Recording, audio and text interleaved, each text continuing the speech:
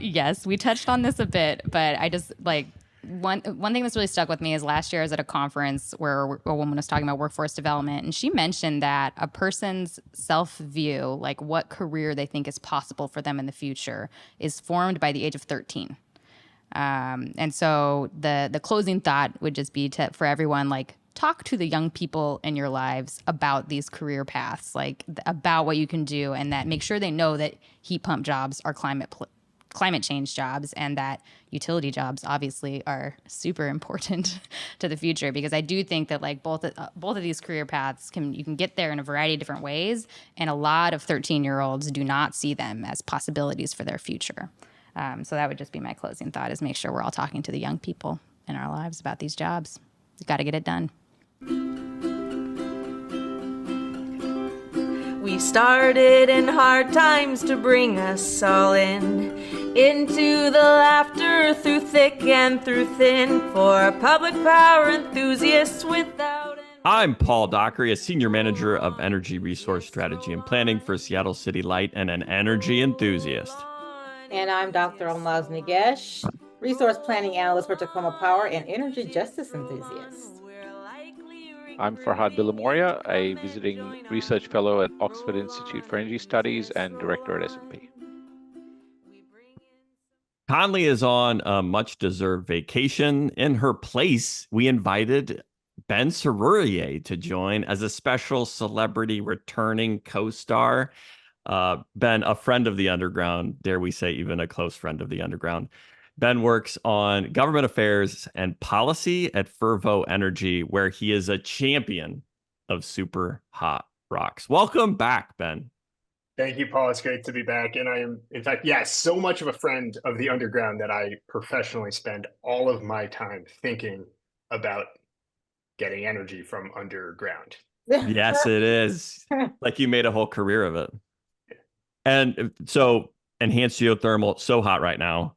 I have not shared with you yet, but Seattle City Light just is going through its approval for its integrated resource plan. It's all public now, but it is in our plan. It's like the meat of our plan for like a decade is like Ben delivers energy, otherwise known as enhanced geothermal. Can you talk a little bit about Fervo and what y'all are doing? It's beautiful, Paul. I love to hear it. I love to hear you giving me work to do. That's why I come on the pod is like, oh no, now Paul I have to go build some stuff. The entire city of Seattle is relying on you to deliver. I appreciate it, and they deserve it too. So enhanced geothermal, it's conventional geothermal. We know very well. You go find hot rocks, hot water under the earth. You drill down, you pump it out. This is well known for decades, but it's pretty limited in where we can do it. But turns out over the last 20 years, we've been able to get really good at drilling. And we can drill horizontally, we can create fractures in large pieces of rock, and we can actually now go into previously untapped resources of heat, create our own reservoirs and pump out hot water, and create power from geothermal energy in totally new areas at much larger scale. So Fervo is on the forefront of doing this. We've got a 400 megawatt project under development currently in Southwest Utah, which is fully contracted to utilities in California. So for our utility enthusiasts listening to this, we got fully contracted, guys. Phone's ringing off the hook, but we have more coming. And it's an exciting time to be in a space where clean, firm power is in huge demand, and we're figuring out ways to do it cost effectively. Yep, clean, firm power. Fully contracted. Not all the California though. NV Energy is one of them, right? Got it. Or is that a separate project? That's a separate PPA. We have a PPA with NV Energy, who has an energy service agreement with Google, and so we have another 115 megawatt deal, which will fast follow on our Utah project. That'll be in northern Nevada, serving data center load as that's growing in the broader Reno Sparks area. Really cool project. That the mechanism there is called a clean transition tariff, which is something that Google's been pushing around the country with utilities as a way to be able to bring these new innovative resources, particularly clean firm resources, online faster, meet that economic load growth that they're seeing while maintaining cost security for the rest of ratepayers. So this is falling solely on the good people of Google to push this project forward. We haven't even gotten into the episode yet, and we're already like deep into really cool stuff. Farhad, what you got it? No, This is super fun. I was just saying that every time I heard the word long-term contract, a little angel gets its wings. Yeah. You know, Beautiful, but right? I'm really interested. I mean, to the extent that I don't know what's public or what you can disclose, but how do these contracts work? Like, I guess geothermal is such an interesting technology because there's not, I mean, maybe just correct me where I'm going wrong. Like the variable costs are really low, right? Like, so how do these contracts get structured? Are you kind of getting paid for the investment costs and the investments that you're making? Or is it kind of per megawatt hour you put out of energy, or combination? Or, I mean, obviously to the extent that it's all public and you can disclose it. Yeah, it's a great question, because geothermal is funny like that, where in some ways it's a well-established, mature technology that everyone knows in some ways, like the geysers in California has been around for decades and decades. And in other ways, it's a sort of radically new technology where suddenly we're finding that we can have a clean, low variable cost, flexible resource that's widely citable, and can access huge areas of new resources across the West and ultimately the country. And it looks sort of like a traditional renewable. It looks sort of like wind and solar in some ways, and it looks kind of like a gas plant in other ways. And people don't always know how to wrap their heads around it. Right now, there's so much demand for new power, plus we are retiring traditional capacity, from largely fossil fuels. And so the contracts that we're seeing the most demand from in the market are energy and capacity and REC contracts, right? We also have obviously the REC value. And so we have an 85+% capacity factor off a very large capacity base. We can be flexible. We haven't seen that cited for in the market yet, but a lot of the value that we derive is in the capacity value, but the structure of the PPA is on a dollar per megawatt hour basis for the most part. We're not getting capacity payments in the PPA structure. It's all kind of baked into a blended rate. So you mentioned that you can sort of build them anywhere. I don't know what size it needs to be before it makes it worth it, but does it have potential to be a distributed resource to serve, like just locally to serve the data center loads? Yeah, that's a good question. Well, first of all, data center loads pretty big. So, I mean, when we talk about distributed, I mean, we're already in the hundreds of megawatt scale there. Right now, where we're seeing the most sort of benefit from the cost declines that we can access, which is largely learning improvements. So we're drilling, say 100+ wells in a single basin for a 400 megawatt project, something like that. We get really good at drilling those wells. And so already Fervo has dropped our drilling time by 70% just on the wells that we've drilled so far. And that drops our well cost by about 50%. And that's a huge part of the CapEx of the project. So if you're going to go forth and build a project, you're better off doing it at larger scale, because every marginal well is cheaper than the one before it. Plus you get the benefits of the scale of that location, and you spread the costs, exploration costs over a larger project, et cetera. But as we come down the overall cost curve, you can then justify smaller projects. Though you've de-risked the basin, it makes a lot of sense to build this out multiple phases. Our project in Utah, 400 megawatts right now in the first two phases, that's largely transmission limited at the moment. And we think the geologic resource there is anywhere between 2 to 5 gigawatts. And so there's a market question about, like, do you build a 5 gigawatt sort of generation complex? It's pretty low footprint from a land use perspective. And so you can do that pretty reasonably. But is there going to be the market and the transmission there, even if that's the lowest cost resource? Is there interesting questions that I think we're going to be working with our off-takers, working with commissions and the broad community of energy enthusiasts to try to figure out, like, what makes the most sense for the Western market.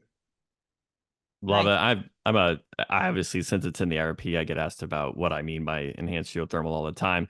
And my talking points I come back to is we're transferring the skill and the workforce from drilling and like gas drilling, oil drilling to our clean, firm technology solution. And I think that learning and that workforce is a huge benefit to getting this deployed quickly. The other huge benefit from our perspective is transmission utilization, because our view that transmission is going to be hard to build, it's going to take a long time to build. A high capacity, clean, firm resource like this makes the transmission that we do have, more utilized to serve load. Yeah, Paul, just one additional point to that. That's exactly the way we see it as well. In transmission is a huge issue. You guys talk about it a lot, huge issue across the West. Also, we see on commercializing resources, supply chains are a really big deal. And to the degree that we can grow incrementally or grow through, a smaller project, a 100 megawatt, initial phase of a project, or 90 megawatts, 100 megawatts as a first phase, like smaller increments, can we contract on that, de-risk a basin, and then grow off of that and have a supply chain that enables that growth to scale really quickly? We really do benefit from the workforce in the oil and gas industry. It's just, as a guy who's come from the power sector, I was a solar developer, worked at some clean energy policy work at Rocky Mountain Institute, et cetera. Like, coming from the power sector side, learning about the underground quite literally, the drilling expertise is exceptional in this country. And to see that at work in the clean energy economy is a really tremendous thing. We use the same rigs, it's the same crews. They pay the same. It's like the same job, So that opportunity is incredible, and it allows us to build projects a lot faster, simply because we don't need to reinvent the wheel on the supply chain. We just need to send it to Utah instead of, New Mexico or Texas. Yep. And as an energy justice enthusiast like Ahlmahz, the workforce justice is a big one for me. So great. See, though, Ben was a friend of the underground before Fervo, and we're already into Fervo. So this isn't just promo for Fervo. This is a promo for Ben, who now happens to work at Fervo, and he, we can't help but. Thanks, Paul. As long as it all comes back to being about me, I think I'm happy. Yep, I knew that. That's why we did that. This Public Power Underground is sponsored by Renewable Northwest. Renewable Northwest is a regional renewable energy advocacy organization with a unique and powerful coalition of members that include renewable energy developers, energy buyers and marketers, ratepayer advocates, and environmental NGOs. At our core, we're a bunch of wonky energy nerds working with other energy nerds to build a clean, reliable energy future in the Pacific Northwest. Learn more about Renewable Northwest at renewablnw.org. On Public Power Underground, we talk about the energy transition trifecta of electrification, markets, and people. On today's episode, we're going to talk about Seattle City Lights Lab for Electrification Innovation with my colleagues that work at the Lighting Design Lab. During that interview, the executive director invites all our listeners to send innovative ideas to them. I really don't know. I don't think they knew what they were getting into with that encouragement. But we're taking them up on the offer. Today, we're going to return one of my favorite segments, the Half-Baked Ideas segment, that was inspired by a sports entertainment podcast, the BS Report, where a recurring guest, Kevin Wildes, shares some maybe good, maybe bad ideas that at least highlight some interesting angle to a subject. And Bill Simmons, the host of the BS Report, which I actually think is now called the Bill Simmons Podcast, provides some color commentary. So today we're asking our recurring guest, Ben, to float energy industry or energy industry adjacent ideas that are maybe good, maybe terrible, or just need some more time to contemplate. Okay, Ben, I'm going to start with you. Everybody can bring their ideas, but what's your idea? What do you got for us today, Ben?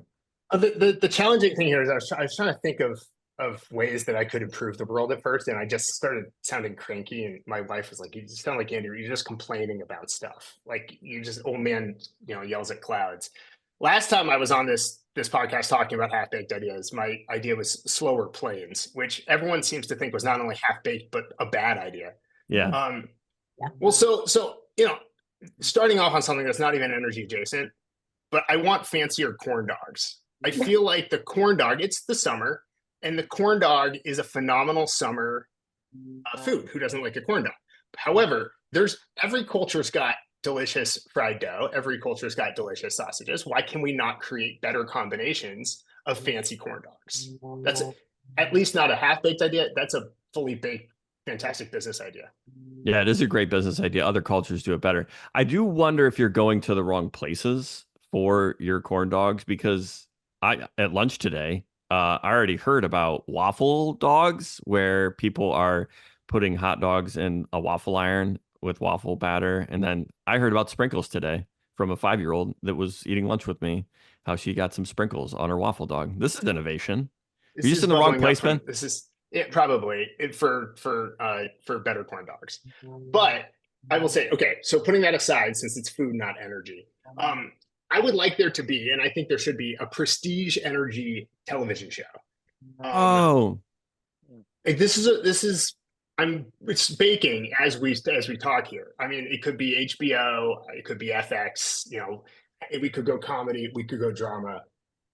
For me, it's thinking like it's just called RTO, and it's just we're focusing on an RTO, and every day there's drama. There's inter-team drama. You got some meddling oversight person in from FERC. There's like all sorts of stuff that could be going on. Prestige television, but about energy. Who says no? So like Succession, but it's instead of a news organization, it's an RTO. Yes, it could be Succession. Although I like to think the people that run our RTOs have significantly more ethics and morals than everybody involved in Succession. I mean, it could also be Veep, which I also don't associate with our friends over at the RTO. But this is like a whole world of television drama that I think would bring people, convert them into enthusiasts. The world That's not a bad idea. But yeah. It's half baked, but it's a good half baked. I think it's a fantastic idea. So over here in Australia, we have a show called Utopia, which is kind of formulated and developed by some folks that have been in the industry in comedy for like many decades. But it's a show about an infrastructure planning division. So a government agency that focuses on large scale infrastructure, and this sort of melding between the political kind of overseers, almost like a modern day like Yes Minister. I don't know if anyone has ever seen that. Maybe it sort of ages me, but it's kind of brings in all the meddling politicians. It brings in like the minutiae of office life, and then infrastructure planning, which this the CEO is really into, but he is never able to get through those barriers. So, but it actually was a really popular show. It really took off, and it's on like Netflix. It's on all the stuff. So, for electricity or energy like this, it's just waiting to be written, right? The comedy. Once I've caught up on all the Olympics, this is next on my watch list. Thank you, Farhad. So, is this a scripted comedy or scripted drama? Is it like a Parks and Rec? Comedy. Have you watched Parks and Rec yet, Farhad? I have seen some of Parks. It's kind of like that. Yeah, it's sort of that mockumentary, documentary. Not so much of that, but like scripted comedy that is just kind of goes into the details of like what funds this stuff and how it works, and it's just gold. There's something that you can keep watching again and again, and I don't see why we can have like RTO. I love it. I think. I could just be a director out there that's like, this is. I could just imagine an entire episode about getting comments back from stakeholder engagement at the RTO, and just would love to see the scripted like frustration and I don't know behind the scenes at one of these RTOs when you get comments back. That would be great. I love this idea. We're baking it. Never a dull moment at the RTO. I think it'd be great. Ahlmahz, what's on your list? Have a lot of, I was just going to say, whenever you have a lot of abbreviations like a NOPR, a NOPR, and it's it just creates that natural humor. So I'm going to say I'm glad you started off with a television idea, because my idea, half-baked idea, is actually inspired by a TV show. So I'm a Trekkie, and this is like the original Star Trek. But in all of the Star Trek, there are replicators, and we've got an issue with supply chain right now. It takes forever to get a transformer. If we could just develop technology to replicate transformers, which basically you take energy, it's kind of like taking a Lego house, breaking it apart and building up a Lego car. You can just take these replicators, get energy, and create matter in whatever form that you want.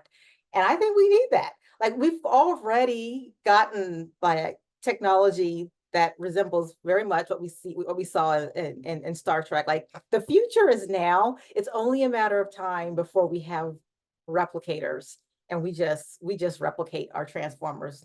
Supply chain issue is a thing of the past. I'd like to vote for it only being used on transformers. Like, I know everyone on this pod has to appreciate the transformer shortage and delays. And I just love the idea that it's like, we've created this idea, we've created this innovation that creates wild abundance in anything that we want. We're going to start with the transformers. Like, that is the correct answer. That is where you start with them.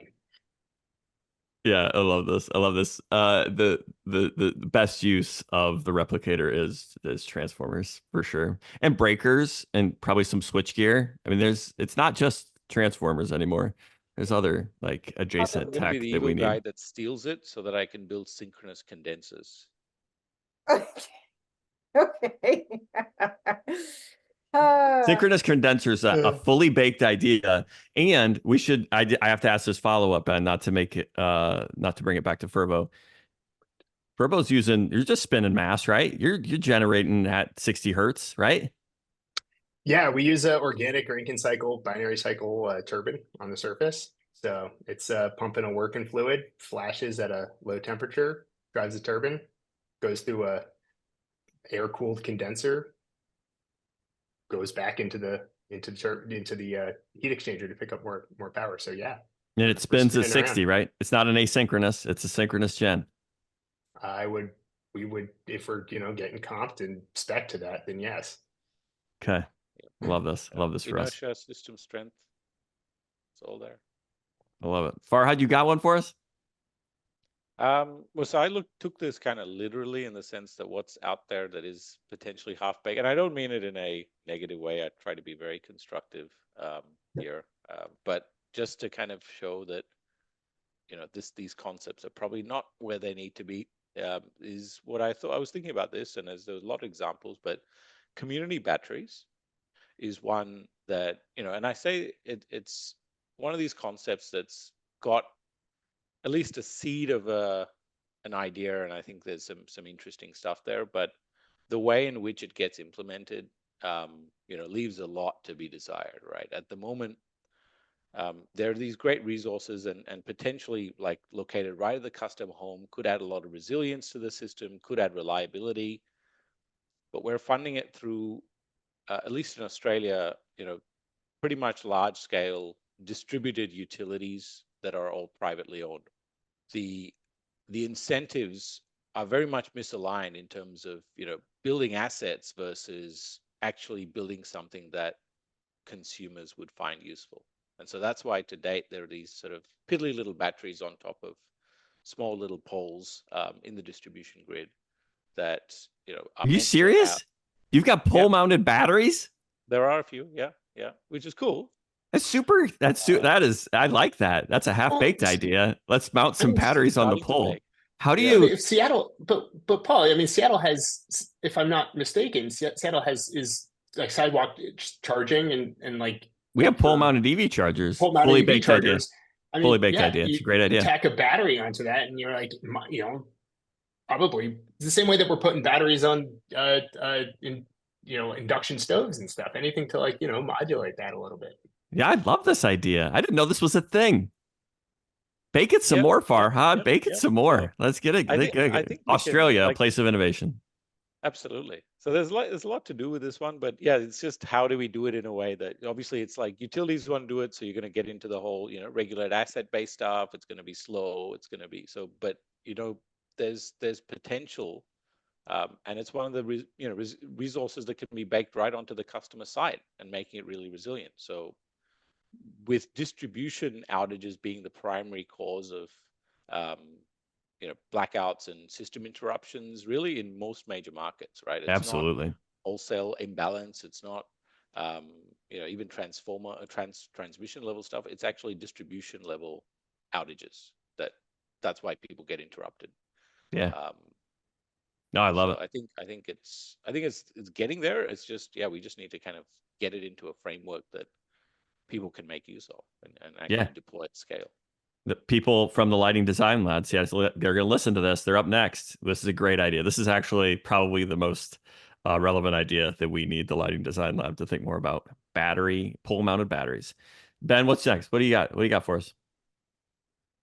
This is maybe going back to the geothermal thing a little bit. We often think about how we increase the salience of geothermal in the public's mind's eye. I mean, we got the geysers help a little bit, but the thing that everyone's charismatic about and everyone gets into is Iceland. Everyone talks about Iceland. Turns out Iceland gets most of their electricity from hydro and not geothermal. They're a great geothermal resource, but it's a lot of lower temperature stuff, including, but one of their geothermal plants does produce effluent that goes into the Blue Lagoon. And the Blue Lagoon, everyone knows, is this spa that's next to a geothermal power plant in Iceland. I think it's also close to a lava flow right now. There was a volcano erupting near it a couple of months ago.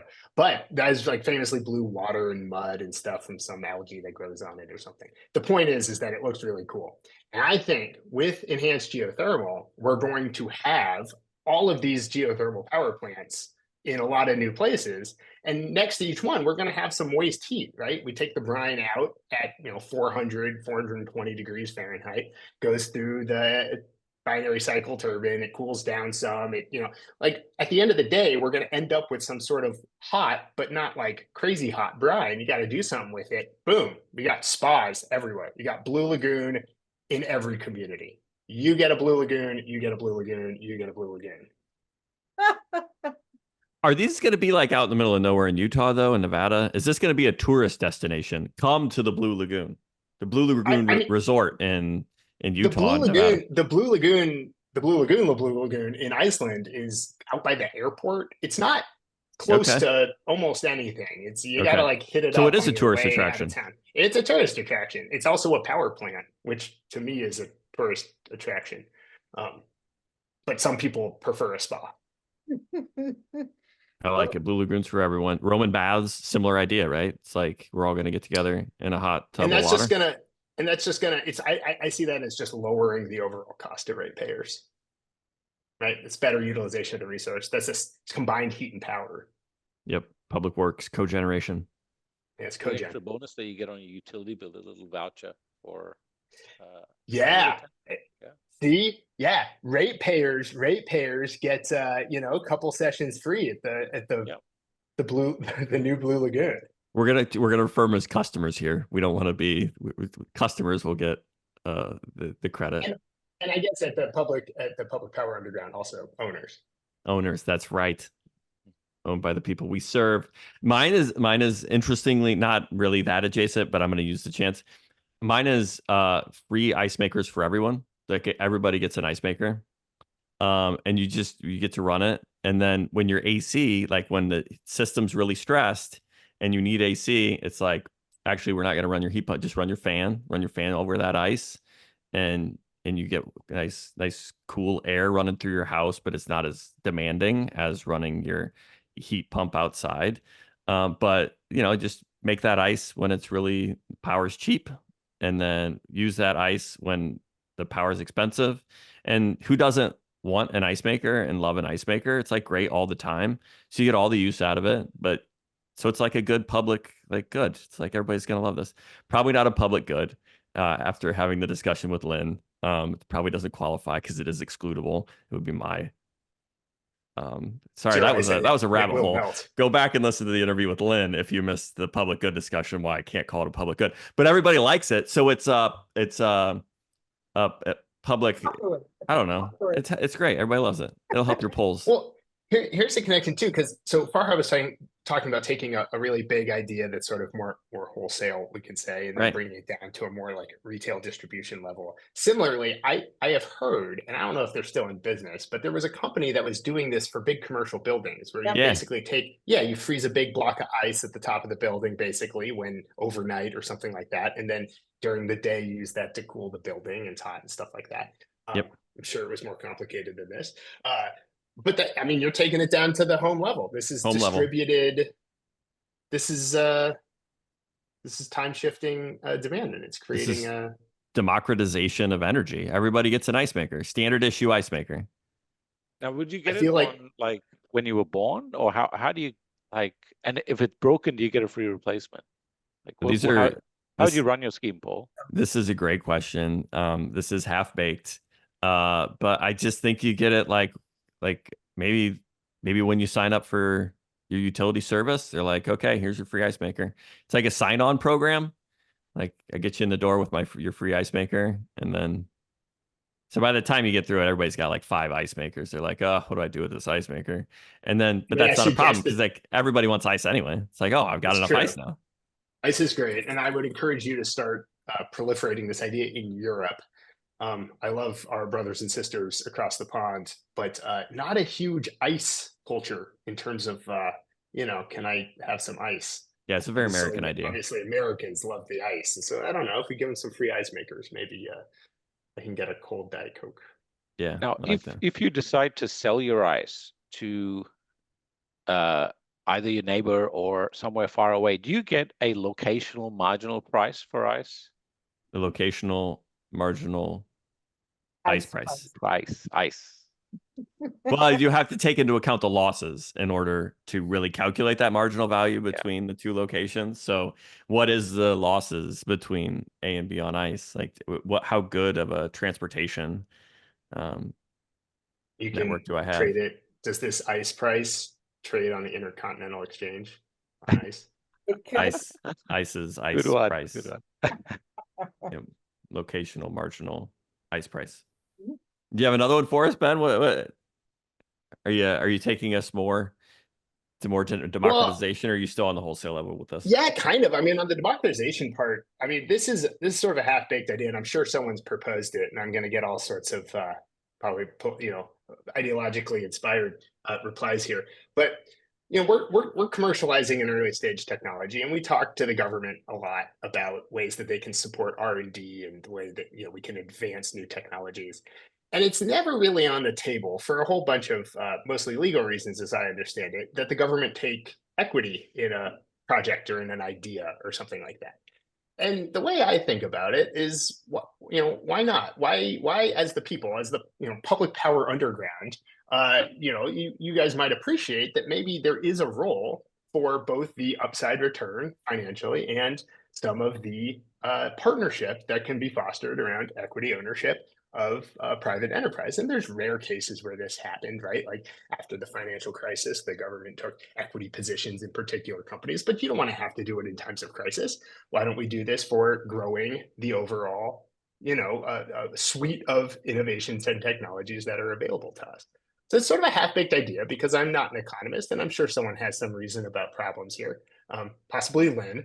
But at the end of the day, what's the harm here if we add this to the toolkit of trying to bring forth equitable and literally equitable and proliferated innovation ideas? So why isn't this a fully baked one? Why isn't this just like public power is we have equity in our generation assets and our distribution assets so this is not only that, but also like in a company, in a private company.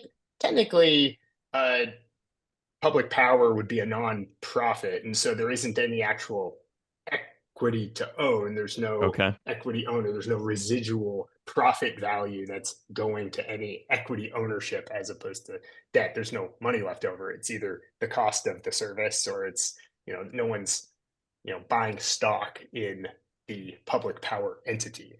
In sort of a government-held equity position on a private corporation, or even at the project level, if it was to get down to the project level, we talk a lot about debt and there's grants, but no one, looks at equity as part of that capital stack that the government could be able to take some maybe non-voting or some sort of minority share in. And it's an option that would be probably quite remunerative given how good you see like LPO is, for example, and financing new technology ideas. That's just with debt. They're able to take equity positions, then we would be able to see a lot of the upside that came from, say, electric car expansion or new innovative clean energy.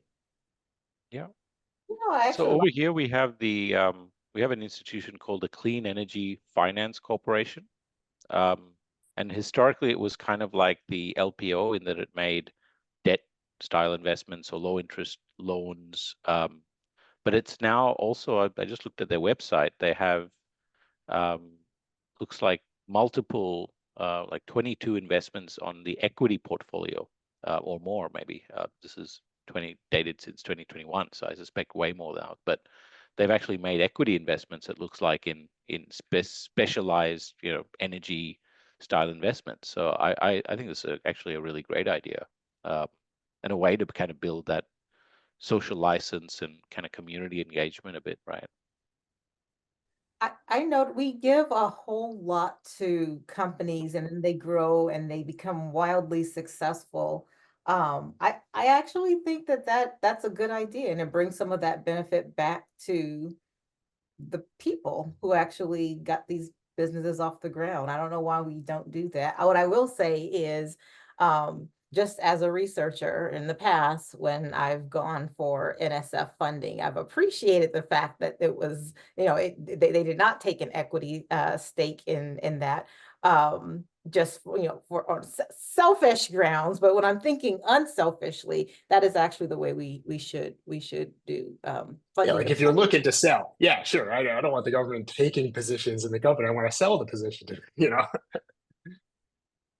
I like it. You don't have the benefit of this, but Ahlmahz and I, in a future episode, it'll publish an interview we had with Professor Aaron Baker out of UMass Amherst. And we talk actually extensively about not only the wealth creation of ownership interests in generation and transmission, but also the need for autonomy in those choices. So I don't know, maybe we'd end up advocating for it's not just a non-voting interest, that the communities that make the equity investment have some influence over the choices with that resource. Yeah, totally. Like I see, this is baking it out a little bit. I had only really in thinking about this because of so much of my focus in my work is on the federal government, but in the local communities in which we operate, and then also, want to be involved in this broader, what we are calling the geothermal decade, the EGS revolution in our case, but this is happening across the clean energy transition in a lot of different areas. That's an opportunity that's largely off the table for a whole slew of probably a combination of legal and ideological and just sort of habit reasons. Yeah. Co-ops can do this though, right? Co-ops can have an equity Yes. position. Yeah, yeah. Yep. I'm not either. Co-ops, I'm coming around, are like a great form of public power. I'm a big fan of co-ops these days. Me too. Okay. Ahlmahz, you have another half-baked idea for us? One-liner, 2 lines? Okay. I think I've said this one multiple times, so I'll go ahead and say it one more time, give it as much airtime as possible.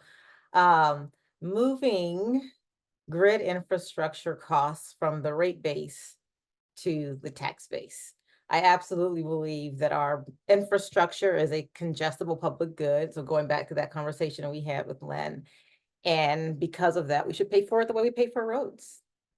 And so I feel like that like the reason why we would want to do something like that is for an equitable transition. Like, yeah. Tax base the infrastructure, make it a public good through agency. That was one of my favorite parts of the conversation with Lynn about, like, sometimes we just decide it's a public good and we invest in it because it's a public good. This is funny. It's funny that you mentioned this because I agree when you're sort of starting from first principles about this stuff, right? And we've gone so far with so much path dependency to the place that we are in all of our myriad of infrastructure planning and pay for ways. And again, coming back to this idea that I'm coming from the power sector side, and most of Fervo as a company is a subsurface development company, right? These are folks that are coming from the oil and gas sector for the most part, and they're not necessarily thinking about the power side of things.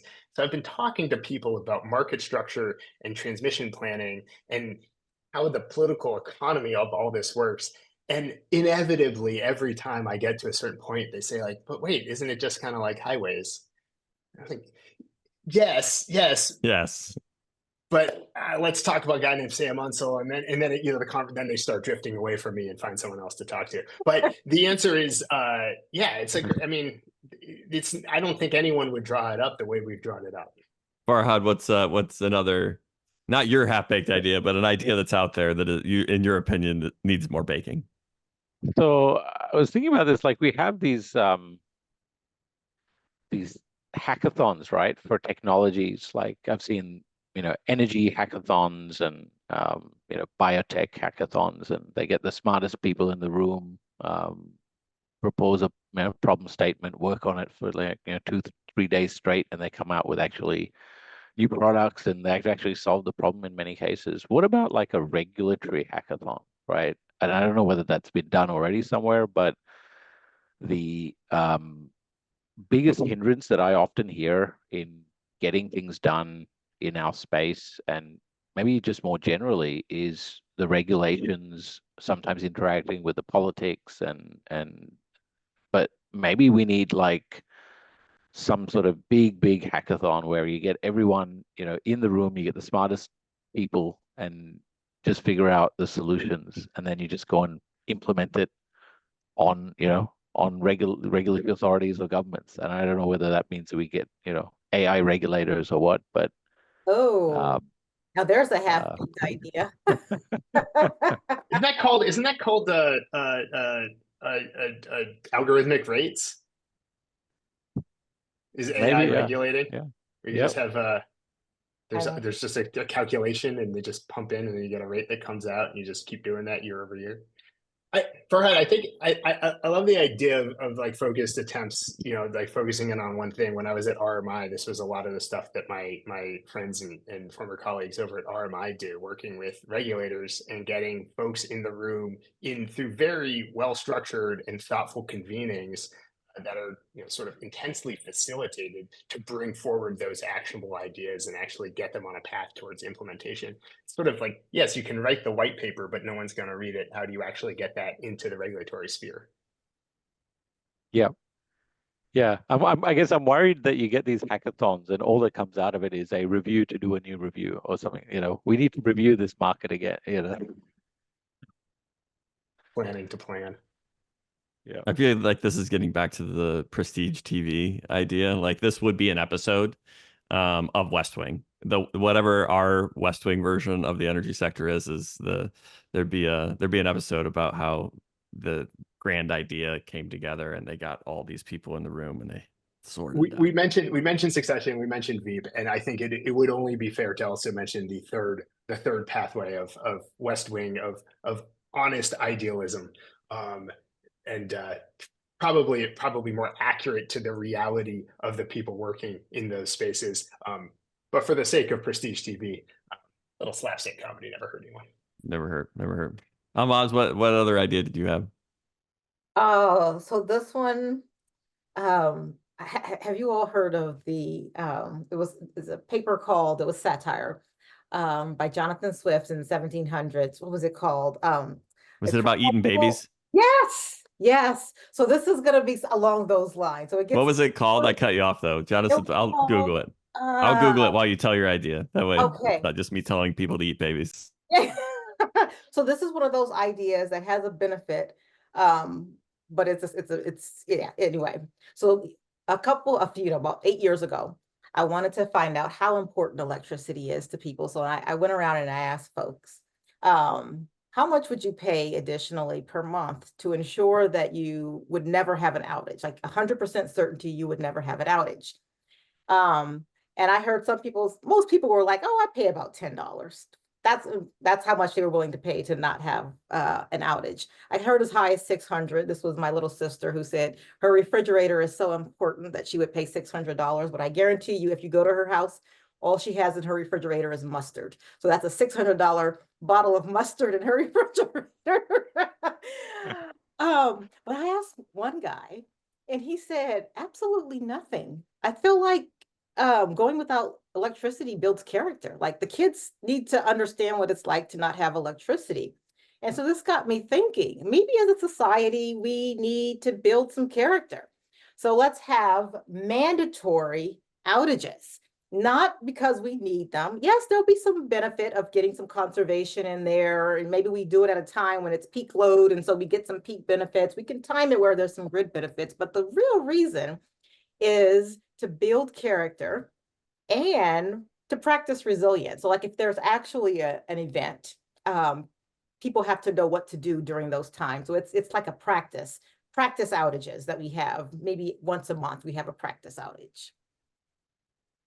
Have you ever, any of y'all watched the movie The Purge? It's where there's for 12 hours, there's no, all crime is legalized. I haven't watched it. Heard of It's it. not my genre, but I feel like this would end up, this is a little bit like The Purge. For 12 hours, we just cut off your power and then we see what happens. The idea, It's planned. yeah, it's planned. Everybody knows when it's going to happen, and it's like, get ready. Yes. And you could have a competition for the folks that last out the longest without power. Like almost that's your like the super resilient. I like the game idea.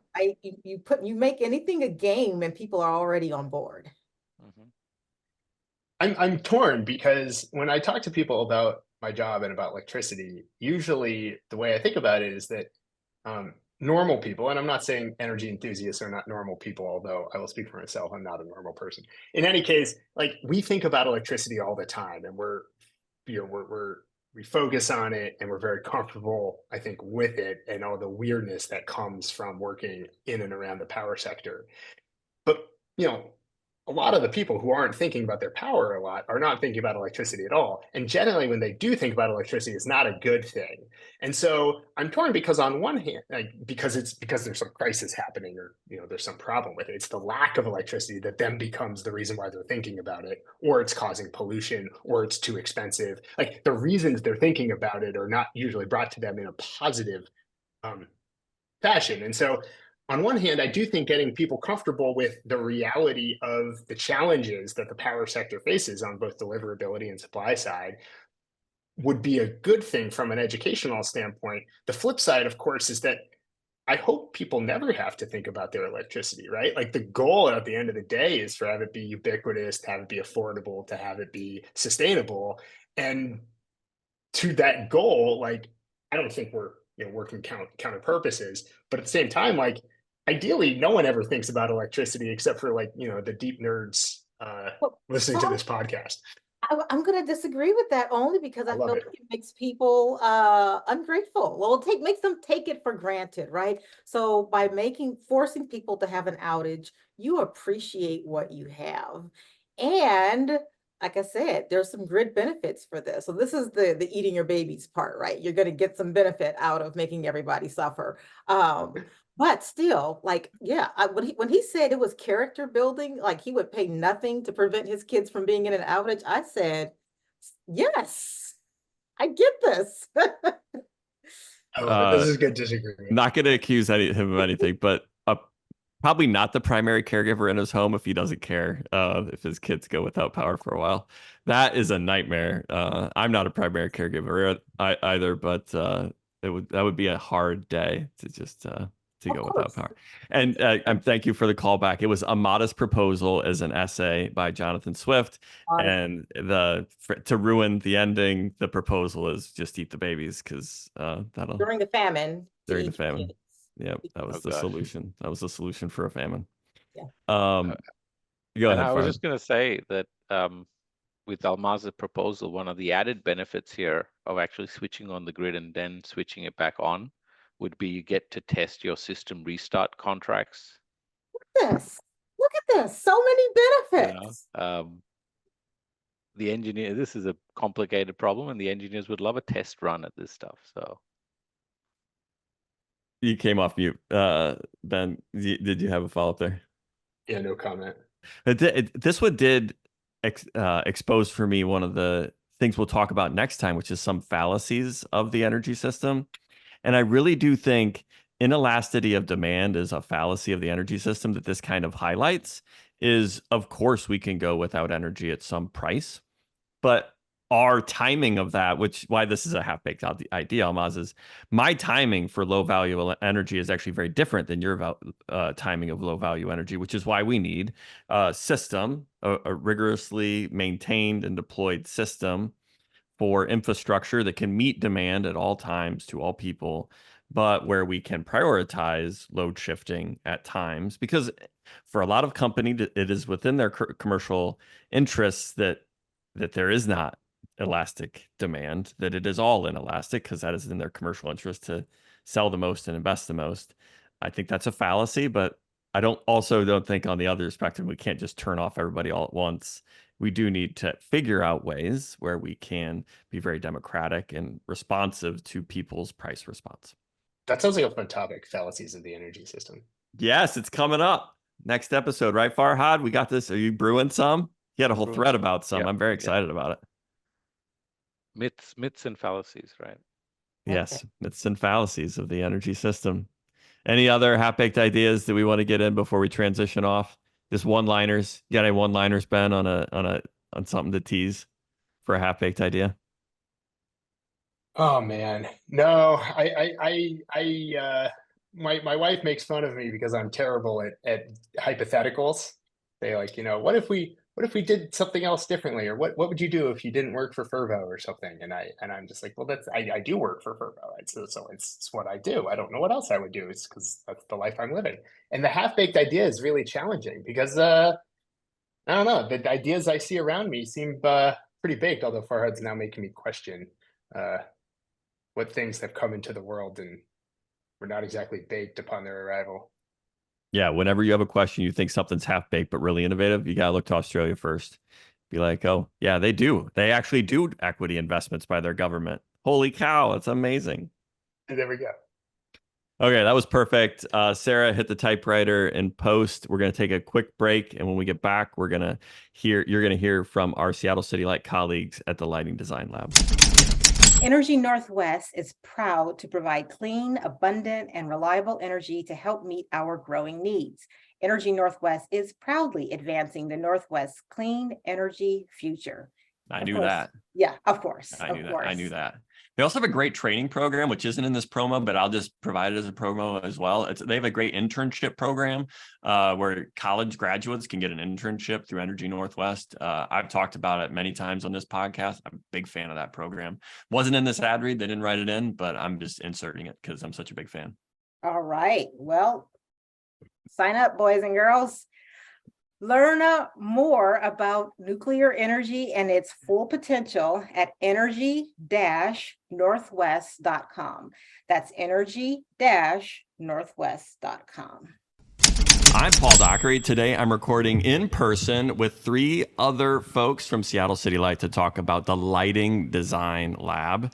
Joining me is the lab's executive director, Irina Rasputnis. Let's do that. How do I pronounce your last name correctly? You did great. Okay. And then I got self-conscious and I did it poorly. Or I love how you can just it. go in and out of character with these things. It is a performance and it is a character. It's all about the Most people that actually meet me in real life think I'm some extrovert or something, and I'm like, no. I say, sorry, I'm very disappointing. I say, untrue. I say Rasputnis. Rasputnis, okay. But I think you said it more accurately than I say it. Okay, we're gonna leave that all in now. Thanks. Welcome to Public Power Underground. Thank you. If you ever listen, do you know what you're getting into? I do. I've listened to a few episodes. Okay, I like that for us. Thank you. Joining Irina and I is Madeline Kostic. Kostic. See, Thank you. Good. Everybody knows I'm wrong now. Building Electrification Strategic Advisor for Seattle City Light. Hello, Madeline. Hello. Madeline or Madeline? Madeline. Okay. Now we're pronouncing names effectively. We got a third name. Also joining us is Eric Strandberg. Got it. Nailed it. Eric is a lighting specialist at the Lighting Design Lab. And I've been told that you, Eric, have been with the lab since its beginning. Is that right, Eric? Not right. So, it is incorrect. Yeah, right. So the lab started in... Just batting 300 at this point. That's okay. The lab started in 1989 as a 2-year pilot project. Okay. I joined the lab in 1995. Okay. After studying lighting at Evergreen State College. My father-in-law... Go Gooey Ducks. My father-in-law is also a fighting Gooey Duck. And nice. I feel like we'll get along great because I get along great with him, actually. There's love. Big fan, Good. Actually, of Evergreen. On Public Power Underground, we talk about the energy enthusiasm trifecta of electrification markets and people. We're recording in person at the Seattle Customer Experience Center of Daikin Industries. The tagline for the Customer Experience Center is "Revolutionary Indoor Comfort Brought to Life." Do you have a tagline for the Lighting Design Lab? There was one for the lighting lab. What is it? What was it? Bringing efficiency to light. No, putting efficiency in its best light. Okay, putting efficiency in its best light. Yeah. Okay, I love this. This is already, there's a great dynamic here. One of the recurring segments on Public Power Underground is 30 Seconds of Theory. I'm a big fan of the segment because we get to talk to really smart people about the underpinning theories of the electric sector. Today, I wanted to try a variant called 30 Seconds of History. So we're gonna have each of you cover some portion of the Lighting Design Lab's history in 30 seconds or less. Because I was told you were here from the beginning, I assigned you the first one, Eric, on 30 Seconds of History on when and why the Lighting Design Lab was formed. Okay, yeah, I got this. All right, so in the 80s, electronic ballasts and new fluorescents came into the market, and they had, different form factors and different characteristics. Lots of energy savings potential in that new technology, but there really weren't any standardizations about about the specifications and performance standards. So it was desirable for the utilities in the Northwest to have third-party subject matter experts inform program developers and customers about those new products. If customers have good experiences with energy efficiency, they are likely to repeat it. And so that was the idea behind the lab. So is there some momentum to energy efficiency where if I have a good experience, I'll tell my father-in-law about it? Exactly. And then because he went to Evergreen, he'll do it too. And conversely, right, if you have bad experience, you're likely to talk about that even more. Yeah. So, and, there was just all this new technology out there. And the old technology, the old magnetic ballasts in particular, very predictable. The electronic ones, it's a little bit like the arc we had with LEDs. It's sort of a wild frontier, lots of claims, generally very promising. But in the beginning, it was just a hustle. So, yeah. Okay. Well, Madeline's going to talk next about the history of CFLs, I think. So let's not step on her time. Not at all. Oh, is Irina doing it next? I didn't check my notes here. I'm sorry. But how would you grade his 30 seconds of history on the formation of Lighting Design Lab? I'd say spot on. Spot on. Just maybe a little long, but spot on. I thought, punchy. Punchy. Good. Effective. Good. Okay, so next, we pivoted to the wrong person, but we're pivoting to you, Irina, on what actually made the lab famous. So why was it famous, and how and why did it become famous? So I'm going to talk about kind of its most recent fame. Okay. And it coincides with when I first entered this industry. I had a career change. I got into this industry of energy efficiency, utility, land, and lighting. And I was working for a nonprofit on the East Coast, where we were helping navigate some of the confusion around lighting performance, LED lighting specifically. There were all these manufacturer claims, and a lot of them really made the technology sound too good to be true. And some of the claims were real, and some weren't quite there, on the way. And some were just completely ridiculous. And so we had launched this program on the East Coast that became national, that required manufacturers to test their products to meet a set of requirements and get listed on a list.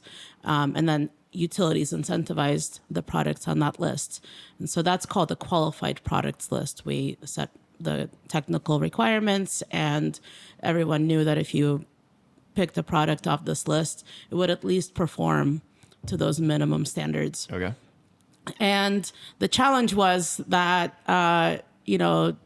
testing labs weren't well set up to test the volumes that they were getting. You know, the lighting industry just exploded with LEDs, and it just took a long time to get the testing done. It was costly.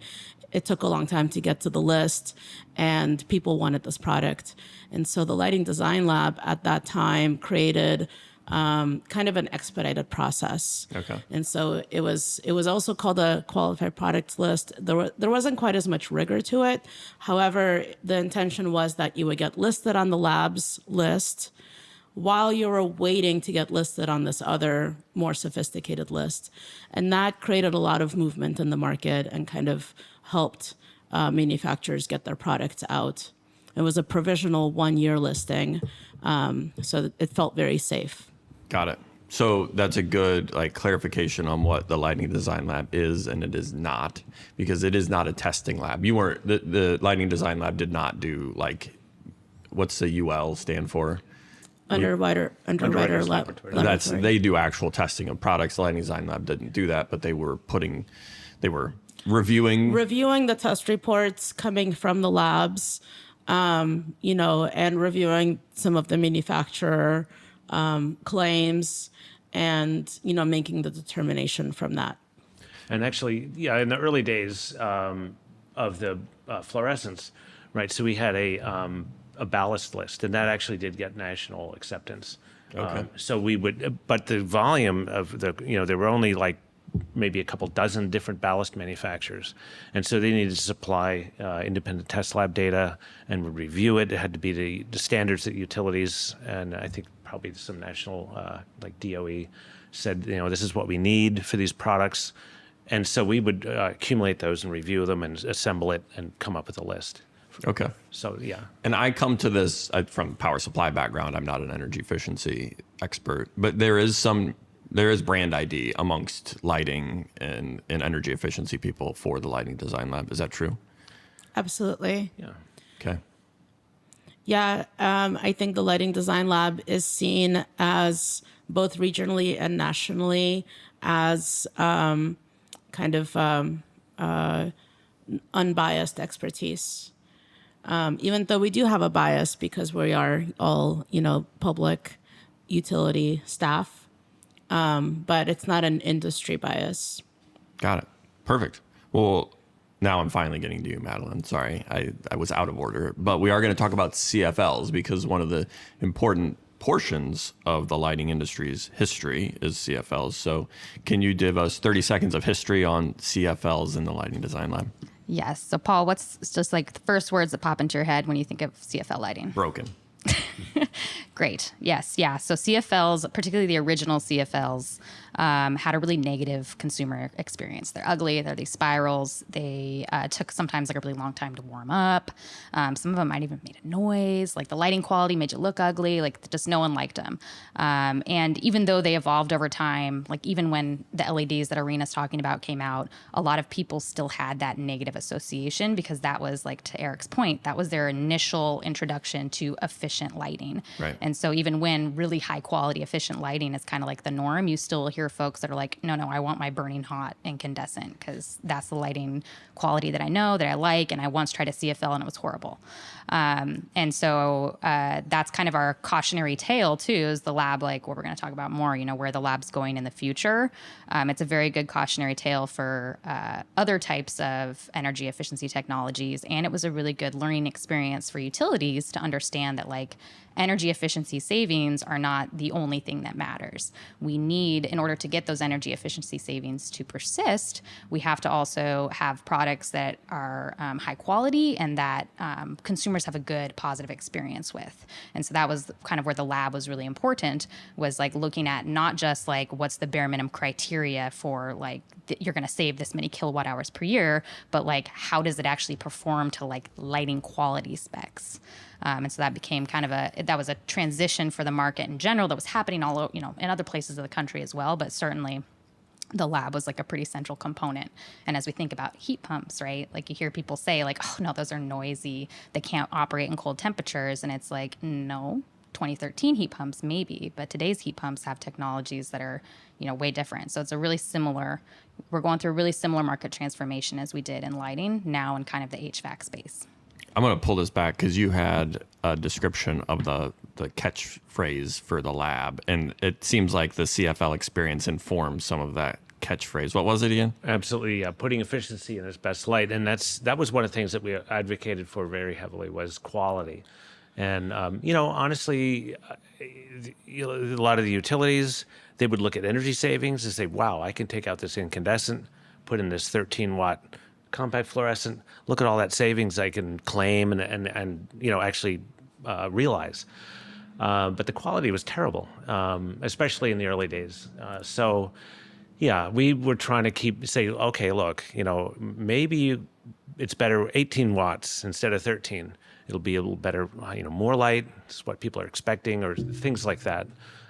So you won't save quite as much, but the customers will be happy. Yeah. And where that comes in is, when the utility incentive payment amount is determined, it's determined based on the anticipated energy savings over the life of that product, measure life.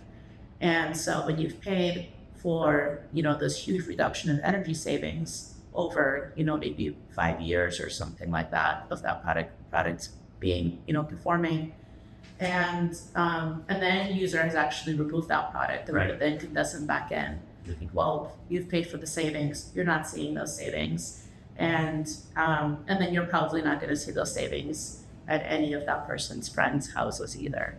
Right. And so, saving a little bit less energy, but being able to rely on that more is cost effective. So we're going to talk about the future. So heat pumps are entering the market. They're at a phase like the transition of CFLs and LEDs around needing a qualified product list. Is there going to be a qualified product list from around heat pumps, or is it just because it's a completely different type of technology, it probably isn't as applicable? There are lists that exist. I wouldn't call them qualified product lists, although maybe they are in a way, but there's like the cold climate, NEEP cold climate, stuff like that. Yeah, there's some list that exists. But it won't be the lab's role in the future to maintain a qualified products list. Yeah, I mean, with LEDs, it was interesting because you had Energy Star that could deal with sort of screw-in products, residential. Mm-hmm. Porch lights, things like that. And then you had, then there was really no other list. So then the industry needed something for commercial product because there never really had been one before. We might run into something like this with mechanical systems as well. And so as the Design Lights Consortium was tooling up to meet that need, the Lighting Design Lab filled a little gap in there.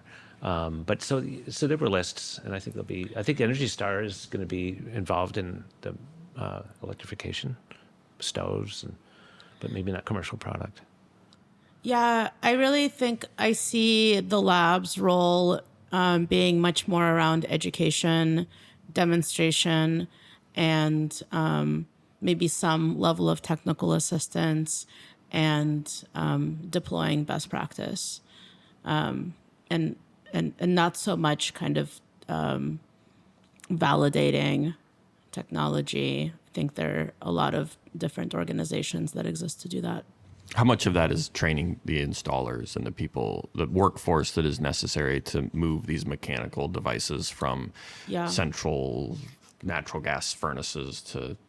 500% of our work will be focused on that. Thank you for focusing on that. Yeah, I think maybe you're underselling it.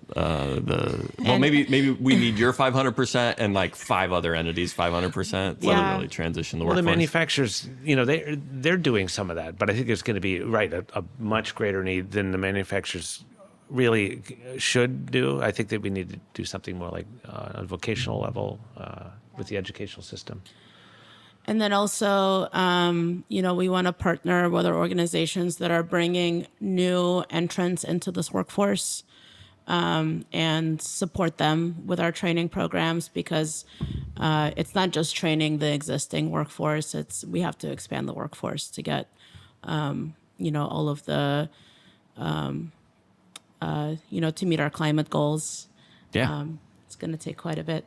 Well, it's a good pitch because I wanted to transition to what is that future? So if you're going to recruit somebody to come work in our industry, or the HVAC industry to help transition building electrification. You have to convince them like what the future is going to look like, and that it's about more than energy efficiency. Can we talk about like we want a future that is comfortable, resilient, efficient, Affordable. and what we're doing? Affordable, equitable. I think, maybe one pitch would just to highlight the enormous investment that the HVAC industry is seeing right now. It's a once in a lifetime federal investment. And then,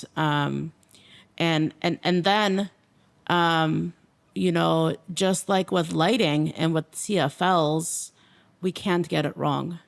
We have to get these installations right. It's not a matter of removing your twisty light bulb that you don't like and putting in the old incandescent. Like, you're not going to revert your entire HVAC system back to whatever you had before. You're just going to be stuck with it. And the lifetime is much longer, I think, 12, 15 years. And so we have to get these installations right.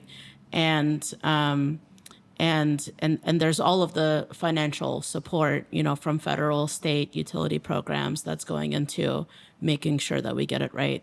And so the jobs will be there. The careers are, high quality careers, good pay, good security, good benefit careers. And, there's been a stigma over maybe the last 1 or 2 generations around vocational training. Everyone's going for the college degree, and we just need to reverse some of that narrative. How about you, Madeline? What's the future that you want us to build towards? What's your pitch?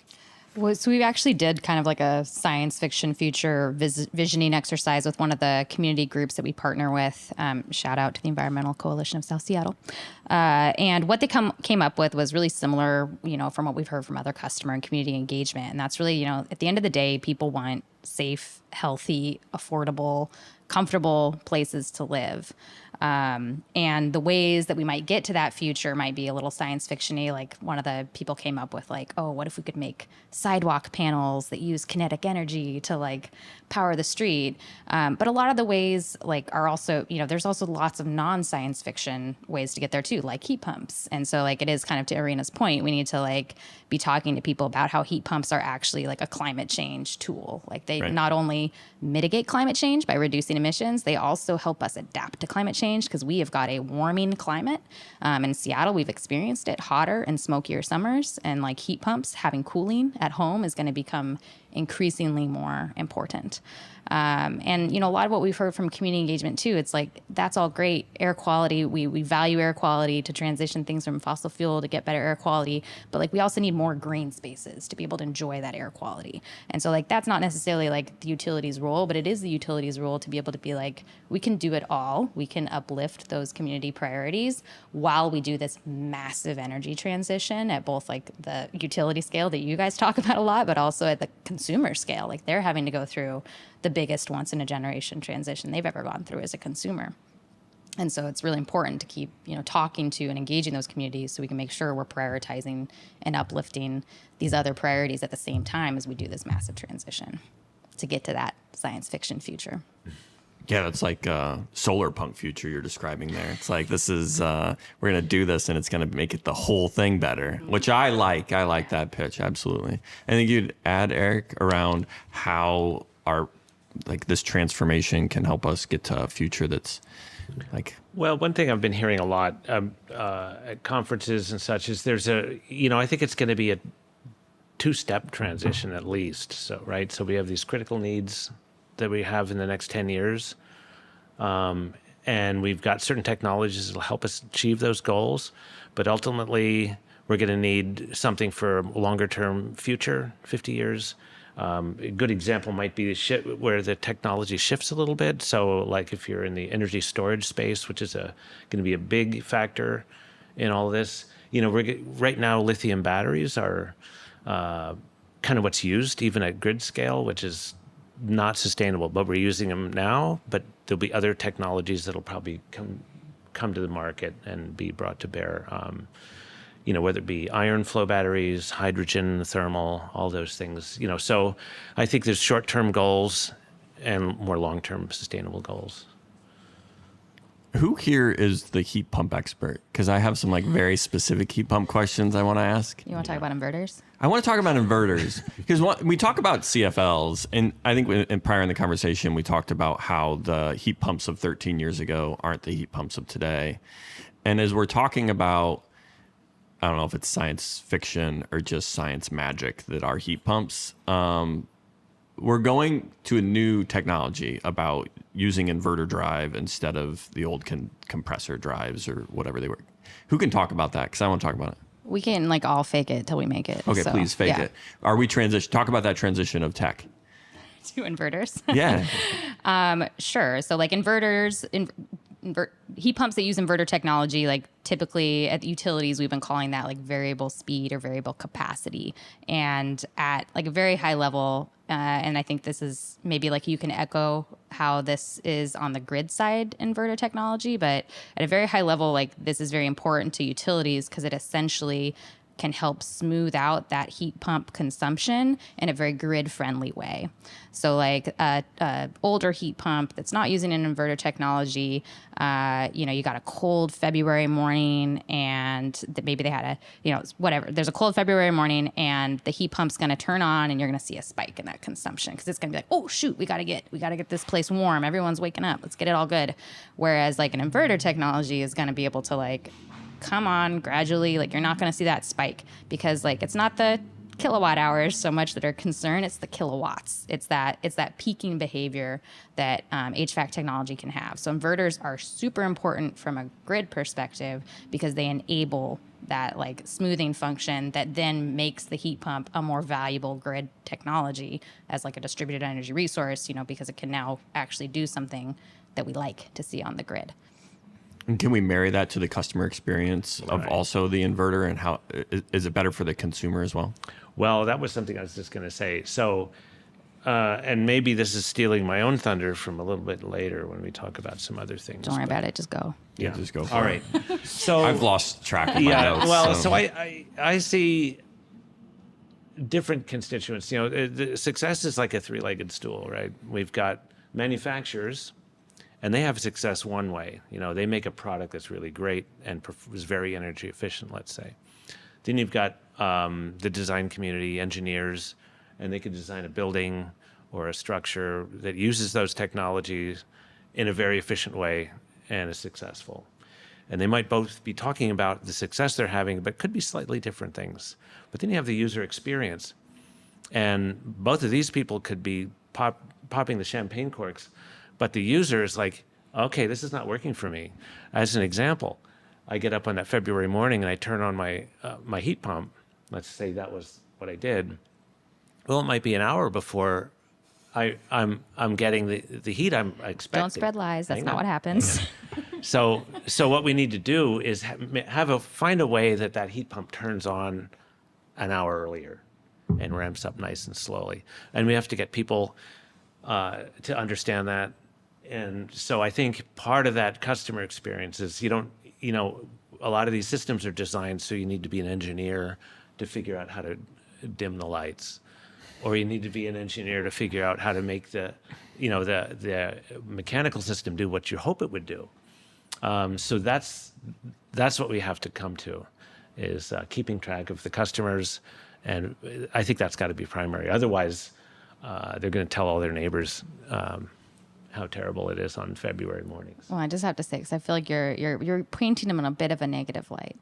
No, inverters I think they are quieter. So inverter technology will lead to quieter heat pumps. They'll lead to more equal comfort basically in the home, and they shouldn't be the type of scenario where you would have to wait for it to ramp up. The inverter enables it to know when you need it to be what temperature and start that way ahead of time. That's why it has that smoothing and not that peaking. Yeah, no, the inverter doesn't know anything, so we have to tell your it. thermostat, but the Exactly. inverter allows it to talk to the thermostat in a way we want to see. I love this. This is so much fun. But we are talking about, we have an enabling technology, and now we need a software system to help marry it to the Sounds consumer like the preferences. grid, right?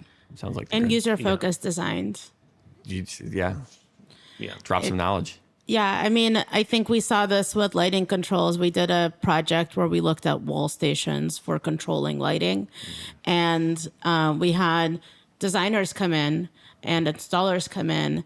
And, we asked them questions like, is it obvious how to turn this system off? And it sometimes wasn't. Yeah. And so you've got to make sure that the controller is intuitive and that, the user is going to say, I want to wake up nice and toasty in the morning in February, but how do they need to communicate that through the controller? That piece has to be easy. Yep. And what I'm hearing, go ahead, Eric. Well, I was going to say, yeah, or I'm going to be waking up 2 hours earlier than usual because I got to catch a plane. Well, I don't want to have to, so I'm changing my schedule as an example. How do I do that easily? I wake up 2 hours earlier with my lights, I just turn them on. I'm up earlier. But if my lights come on automatically, at 6 o'clock when I'm going to get out of the bed, well, then I have to wait. You know what I mean? So we need to have a way that things are as intuitive and easy as we're used to with the incumbent technologies. And so, yeah, the inverters are a great tool. Well, I wanted to spend like another minute on inverters as the recurring joke that it's probably going to be 6 minutes, so you can forward ahead as much as you want.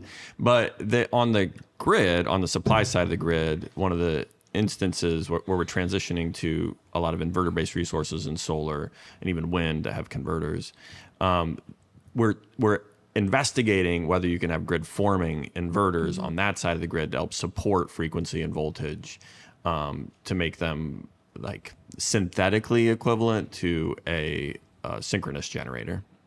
And deploying inverters on the consumer side of the grid makes me really curious if there's a way to have the consumer tech be grid supporting as well, especially for a lot of us distribution utilities. Distribution edge homes are very susceptible to voltage drops and problems of grid stability on the edge. Is that an area of technology we're thinking about? I think this is very much the science fiction future. And, there's definitely an opportunity. There's, we have a ways to go to get from here to there. But the opportunity is there. And so if we have our eyes on the prize, I think we can do it. I think, at the customer level, there's just a lot more to manage, and who's doing that management, and what role do we play? That's a big question versus like utility side technology. We just have full control of it, but this is one of the conversations that's happening that's gonna lead to this future that we can't even imagine today.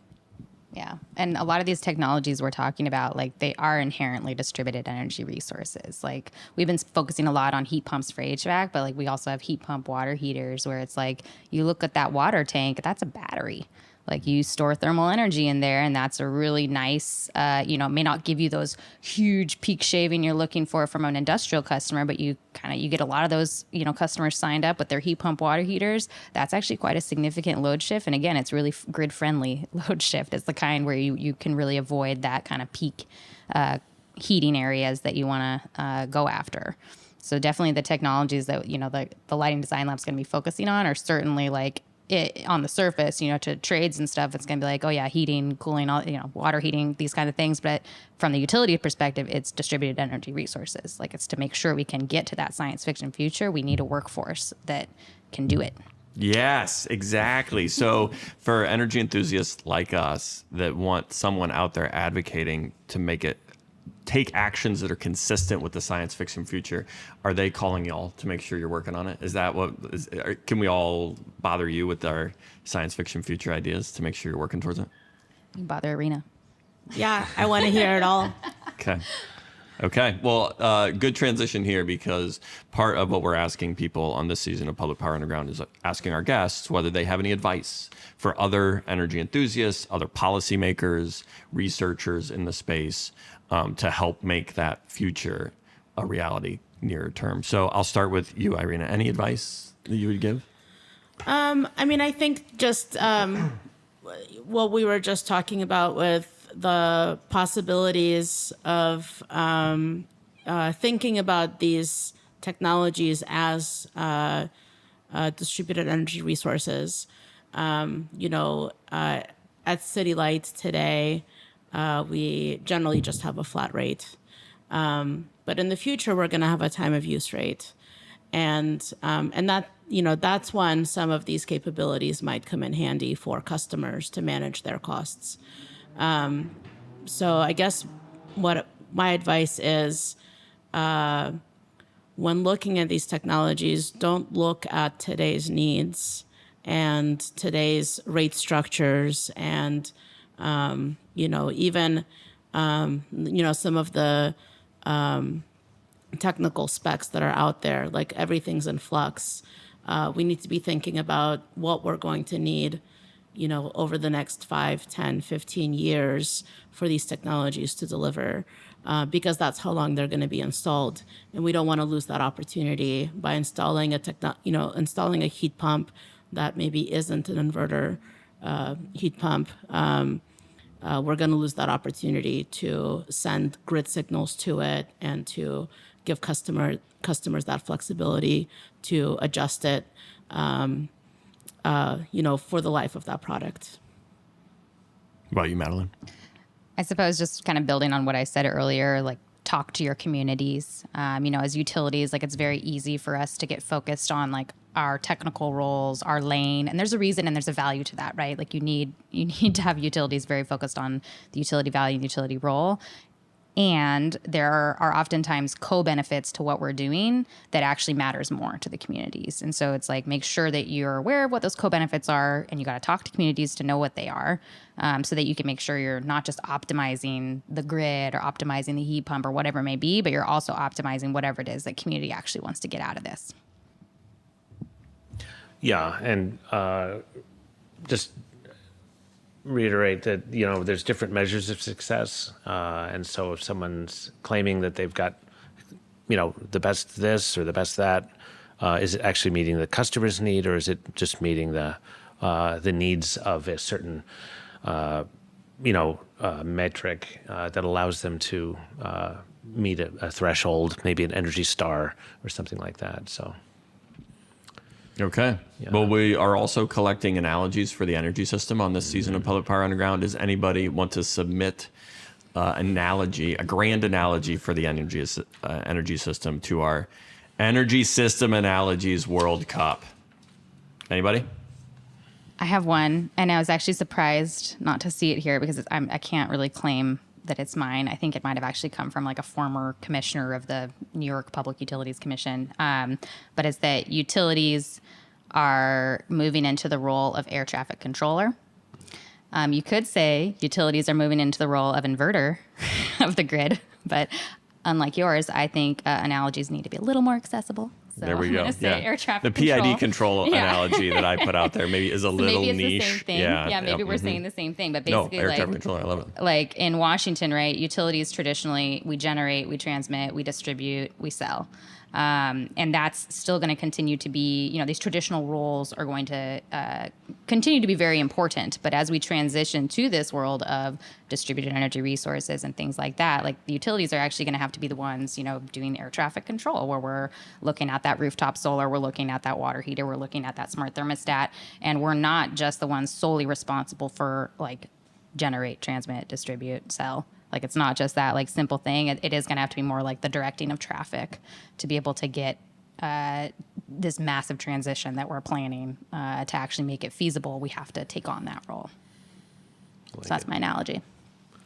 I like it. I have one that I just came up with, so you might decide to cut it. Let's see if I can get it. The utility industry is like the Olympics. Oh. In that, Good timing.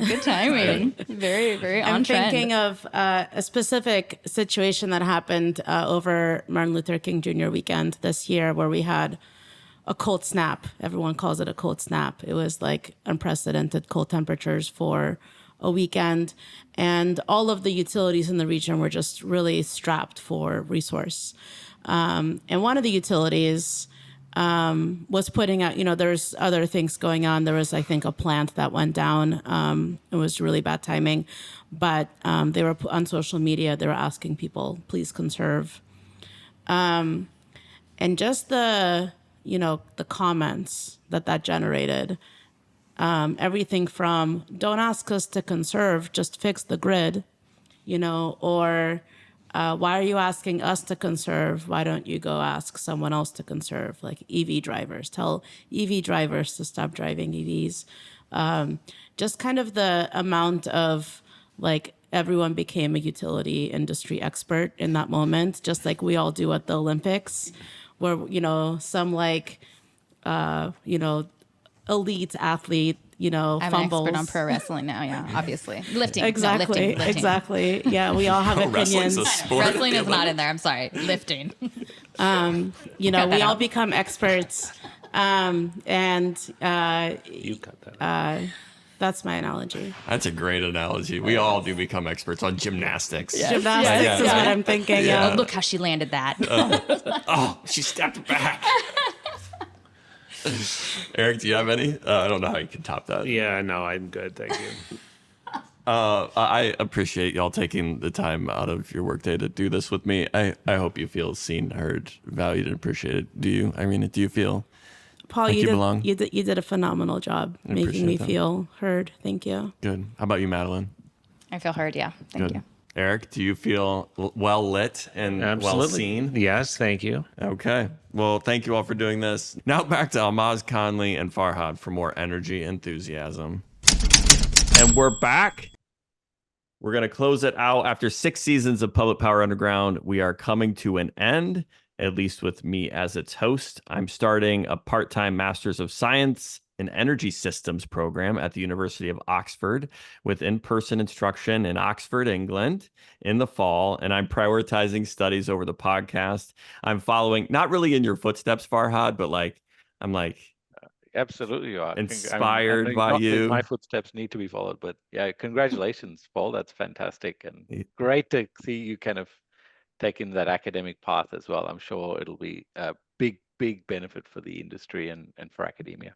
Well, I will bring some terrible ideas, not even half baked, and hopefully I can get on the path. But the 11th episode of Public Power Underground is going to serve as both our series finale and our season finale to celebrate the end, as well as crown the Energy System World Cup champion.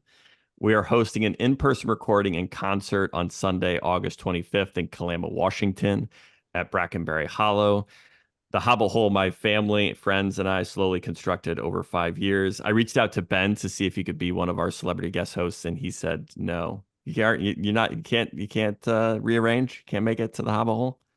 I it is a weekend where I will be working and in DC.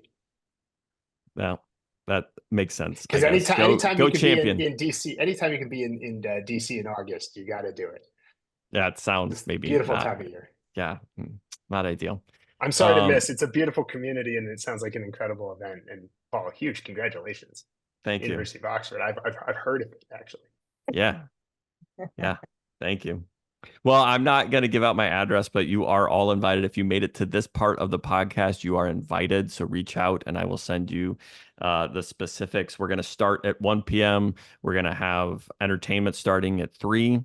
The podcast will probably record around then. And then afterwards, we have a concert from Nashville recording artist Daryl Wayne Dasher, friend of the Underground. He's been on before. He's the one who did the Christmas carols or energy inspired jingles in, I think it may have been season 1 or season 2. He's coming back. He's going to do the concert with us, and we may actually get some Prairie Home companion segments on the season finale as well for those of you who are friends of the Prairie Home companion.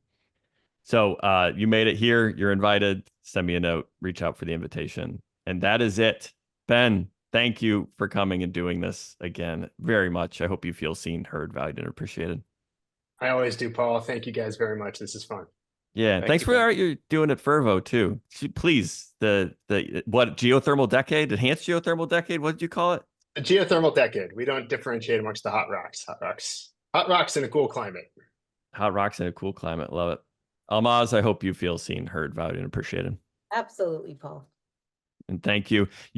One of your professors is going to be one of the celebrity hosts or guests that's going to judge our analogies, right? Absolutely. Not just my professor, my PhD supervisor from many years ago, Daniel Kirshen. So I am looking forward to having Daniel be the judge. Yes. He's coming all the way to Kalama. He's going to visit the Shire and judge some analogies. By Farhad, the way, he just wrote a book on the fundamentals of power systems. So he has a book that he wrote previously on the fundamentals of power system economics, but he also wrote one this year, just got published on power systems, fundamentals of power systems. And so, yes, absolutely appropriate to judge. I'm very excited about it. And if he brings a book, or maybe I'll buy a book. Maybe we can have a signing ceremony and we can auction off a book at the season finale. That'd be fun. Good. Yeah, I like that. If you win the trophy, you get the book. I don't know. We have a trophy. It's going to be great. Farhad, I hope you feel seen, heard, valued, and appreciated. Yep, absolutely. Thanks for getting up in the morning in Australia and bringing the innovation and energy from Australia to the podcast. It's a pleasure. I really appreciate it. To our listeners, while you aren't seen or heard, you are valued and appreciated. Roll on, enthusiasts. Roll on. We started in hard times to bring us all into the laughter through thick and through thin for public power enthusiasts. Public Power Underground is a production of News Data and Seattle City Light. You don't have to be subscribed to News Data's weekly newsletter to get this podcast, but it sure makes the podcast make a lot more sense. The views expressed here are own and not the official views of Seattle City Light, Tacoma Power, S&P Global, News Data, or the organization of the guests also appearing on Public Power Underground. Today's episode was written and produced by Paul Dockery, Ahlmahz Negash, Conley Byers, and Farhad Billimoria, and it's edited and published by the stellar team of Pioneer Utility Resources with sound mixing by Lucas Smith and video editing by Brendan Delzer. Our theme song, Roll On Enthusiast, was rewritten, performed, and recorded by Aaron Guillory and Ian Bledsoe. You can find Public Power Underground on YouTube, Apple Podcasts, Spotify, or your favorite podcast app. Please share with the energy enthusiasts in your life and give us a rating and review on your app of choice if you enjoyed the content. It helps other energy enthusiasts like us find us. Public Power Underground for electric utility enthusiasts. Public Power Underground, it's work to watch.